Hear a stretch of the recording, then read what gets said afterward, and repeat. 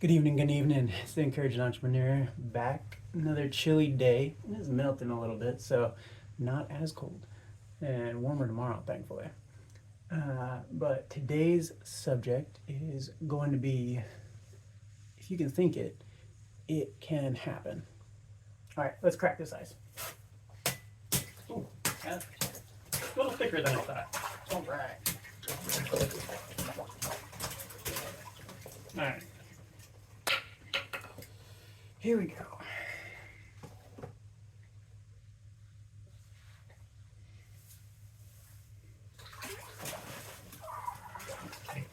Nice and warm. We got a few degrees warmer than yesterday. Got a nice 35 degrees or so. All right. Okay. Gotta get the ice out of the way. There we go. There we go. All right. Here we go.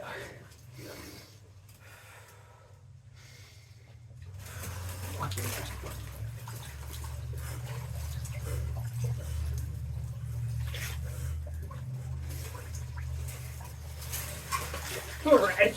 Oh. Crack that a little bit more. All right. So today is about what you think. And what you think becomes what your life is. I think I've talked about this before, but somebody had to think this up. And somebody had to think up, a camera inside a phone and a screen. And if you want a business, you got to think up what you want it to be about. And you got to plan. And if you want to get mentally tougher, what do you got to do? Is that an ice bath? Is that a workout? You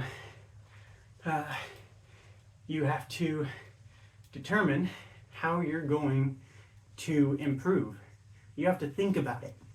I love the saying, the quote from C.S. Lewis. It's not that we desire too much, it's that we desire too little. Think beyond the horizon. What is going to happen tomorrow? How is that going to propel you to the next day? How is that going to launch you to the moon? How is that going to launch you into the stars? You have to think bigger if you want to do more. Okay, but you have to take the time,